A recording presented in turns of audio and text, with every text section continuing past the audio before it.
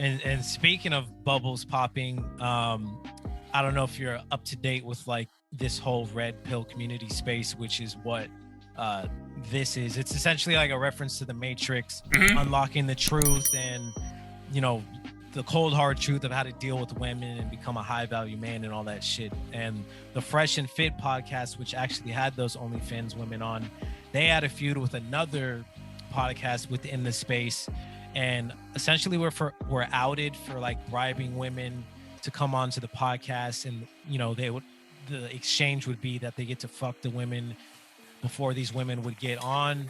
And apparently one of the dudes from the Fresh and Fit podcast was on like a sugar daddy site, and they're always preaching like this alpha male bullshit. But fortunately, I believe they go by Abla and Preach, outed the podcast and basically said, you guys are fake alphas. Like, we didn't want to have to out you and expose you, but since they were disrespectful and started talking about Preach, his wife, and just saying all kinds of wild shit, we got more followers than you, we get more bitches than you, like typical high school shit. Yeah.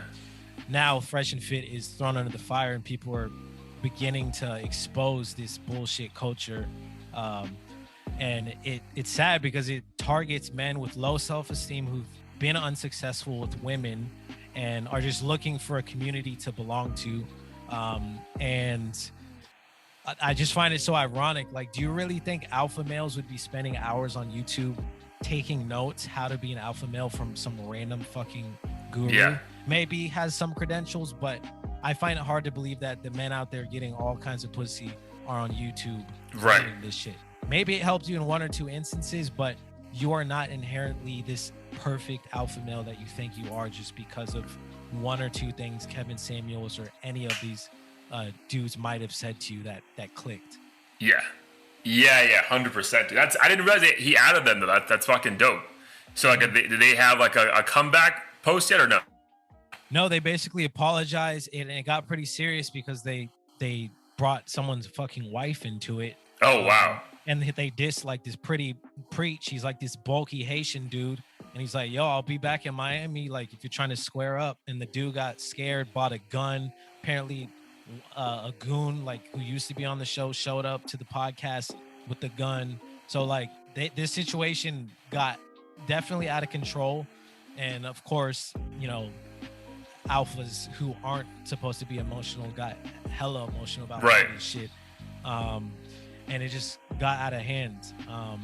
And it's sad. And I actually knew somebody in college who he literally worked for like a one of those pickup artist companies, and he would always, anywhere we went, this motherfucker had an opportunity to bring up, you know, how he approaches women and the best strategy and never seek validation and all this other bullshit, and would spend all his nights trying to get pussy. And granted, if you talk to 100 chicks, sure, like it's a numbers game. I might fuck you. Yeah. Cool.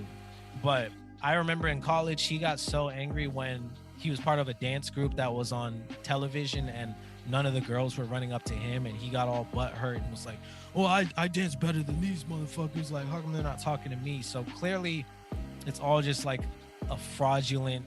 Oh, not all, but it's very fraudulent in a lot of aspects. All of it, like I've taken tips here and there from people who've like been in the space on how to like approach people and women in the past, but like I never bought into this shit like it was a straight up religion, which just essentially almost encourages abusing women and just being manipulative in a lot of ways.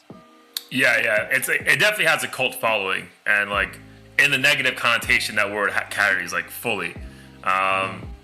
Yeah, dude, it's crazy, man. It's crazy. But yeah, I mean, he's essentially their fucking messiah right now, dude. Like, he is doing exactly what they want all the time, not remorseful, and then they're in part, again, I don't know if they're applying this shit or they just love being at home, being able to see it and like live vicariously through him. So I don't know, man, but it's again, it's a strange time.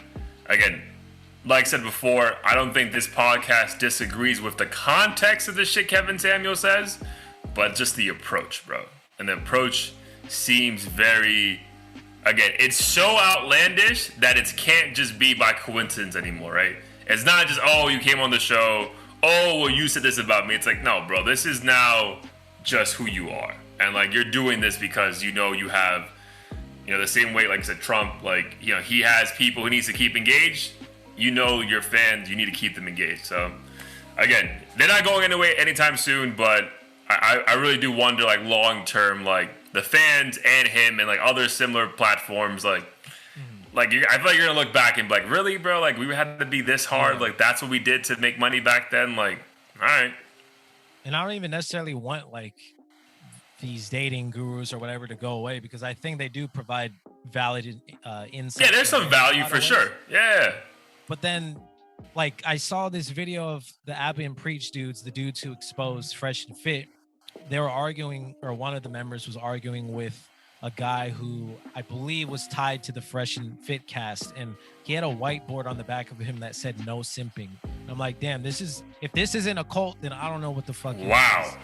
That is some extra shit. And if you have to remind yourself no simping when you wake up in the morning, you probably are a simp. So yeah, dude. But the thing is, like, the context of simping is like, they consider anything you say remotely defending women or being nice to women as simping.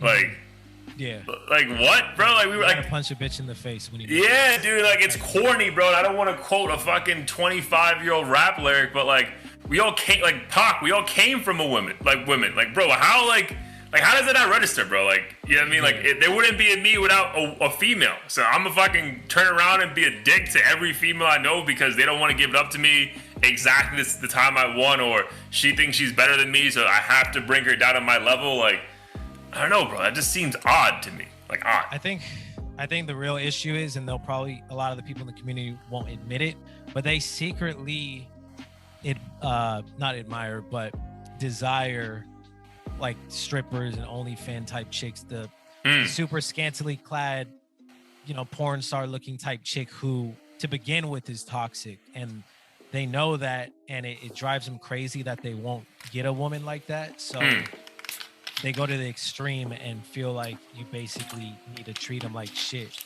I find it hard to believe these motherfuckers are looking, you know, going to the library and christianmingle.com to find thinking about the bitch on Instagram who has 10,000 followers and left them on red. That's what this is all about. Yeah. They're in their DMs talking to themselves, for sure. For sure. But let's see, man. We'll see what the comments say about this. We'll probably get destroyed, but I stand by it, bro. Like, again, helps the algorithm, so please. Yeah. Shit on us, bro. Simp. I look at my whiteboard, I'm like, simp every day. So it's all good.